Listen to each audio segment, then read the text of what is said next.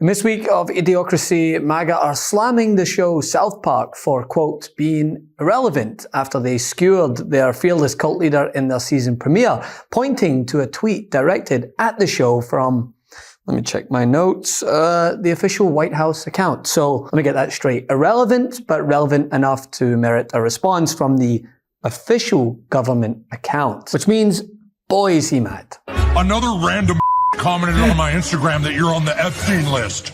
The Epstein list? Are we still talking about that? Well, are you on the list or not? It's weird that whenever it comes up, you just tell everyone to relax. Oh, that's gotta hurt! It's been almost 3 decades since South Park debuted, and the animated comedy's 27th premiere was last night. Quote, Sermon on the Mount, and it proved once again that they haven't lost their touch or their impeccable timing. The episode poked fun at the president, creating some memes for the ages, and it arrived a week after CBS cancelled The Late Show with Stephen Colbert, in which the timing of his departure is being called into question. Apparently, it's to appease the Trump administration and grease the wheels for a merger between CBS parent company Paramount and Skydance Media. My parent corporation, Paramount, paid Donald Trump a $16 million settlement over his 60 Minutes lawsuit.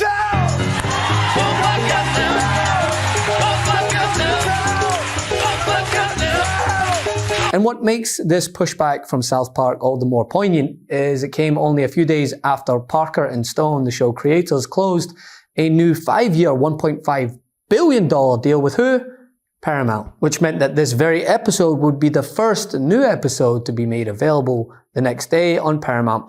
Now, we wish we could show you some footage from the episode because it's definitely worth watching, but I'm afraid we run the risk of some copyright issues.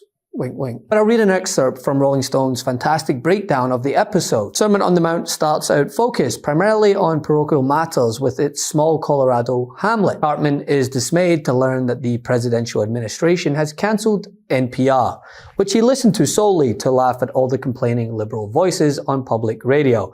From there, the action shifts to the White House, where an animated version of Trump with a photorealistic head and a floppy mouth is portrayed as an unapologetic conman pushing fundamentalist Christian agenda as a cover to steal money from the government. I wonder where they got that idea from. Tulsi Gabbard has submitted a criminal referral to the Department of Justice. From your perspective, who should the DOJ target as part of their investigation? What specific figures in the Obama administration? Well, based on what I read, and I read pretty much what you read, it would be President Obama. He started it.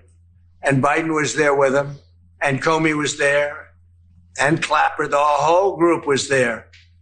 Brennan, they were all there in a room. Right here, this was the room.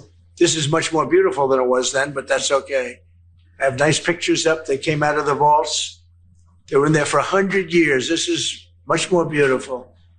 We have the Declaration of Independence now in the room, which wasn't here. I guess people didn't feel too good about putting it here, but I do. But you know what? If you look at those papers, they have them stone cold, and it was President Obama. It wasn't lots of people all over the place. It was them too. But the leader of the gang was President Obama. Barack Hussein Obama, have you heard of him?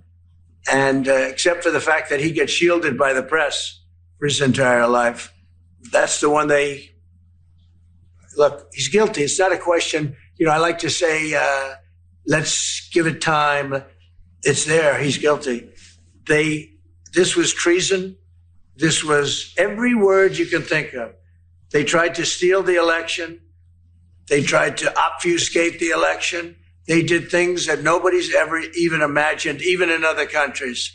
You've seen some pretty rough countries. This man has seen some pretty rough countries, but you've never seen anything like it. They went on to say, a whiny narcissist who threatens to sue anyone who doesn't suck up to him and is in denial that he has a micro penis, an all-around dictator who, like Saddam Hussein in the movie South Park, Bigger, Louder, and Uncut, is literally in bed with Satan. However, the devil is no happier in this relationship than he was back then with Saddam. He's arguably even more miserable. Damn! Yeah, damn indeed. And the response from the White House was as immediate as we've come to expect, claiming the show, which again, Paramount just paid more than $1.5 billion for streaming rights to, is irrelevant. And I can imagine it won't be the end of the dispute, considering the president's spokesperson just went on Fox News to say that ABC's The View, they're next in the firing line.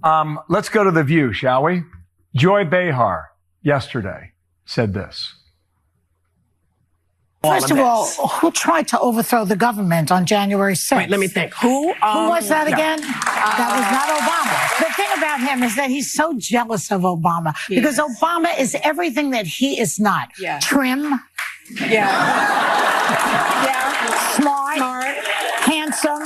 Happily married, and can sing Al Green's song, Let's Stay Together, better than Al Green. Yeah. And Trump cannot stand it. It's driving him crazy. Jealousy is not green is not a good color. That from yesterday. Who knows what happens today? The White House chose to respond to that. And this is what they said. Joy Behar is an irrelevant loser suffering from a severe case of Trump derangement syndrome. It's no surprise that The View's ratings hit an all-time low last year. She should self-reflect on her own jealousy of President Trump's historic popularity before her show is the next to be pulled off air, end quote. Is The View now in the crosshairs of this administration? Look, it's entirely possible that there's issues over there. I mean, again, stepping back, this broader dynamic, once President Trump has exposed these media gatekeepers and smashed this facade, there's a lot of consequences. And I think the consequences of that aren't quite finished. And look, The View's got a lot of challenges there. It wasn't that long ago, I think one episode, one show alone, they had to stop, interrupt the show, and read 4 separate legal notices to try to avoid legal liability. So I'm not surprised to hear people saying that their ratings are struggling. Well, sir, where does... Following on from Trump celebrating Colbert's departure, as well as alluding that potentially Jimmy Kimmel could be next. The president believes he has a superpower. He believes he has a legal superpower because of the recent lawsuits that he's settled with Disney and Paramount. And he believes he has a rhetorical superpower, the ability to tell his supporters that anything he doesn't like is fake. That's why he was using the word hoax earlier this week. In fact, I believe he was using the word hoax because he knew this Wall Street Journal report was in the works. This story did not develop just in an hour or two. The Wall Street Journal reporters have been working on this for days. So the president, perhaps knowing that this might come out, started to claim that the whole Epstein affair was a hoax. That's a word that he believes is a superpower to shut down conversation, to turn off people's brains, and to get them to move on.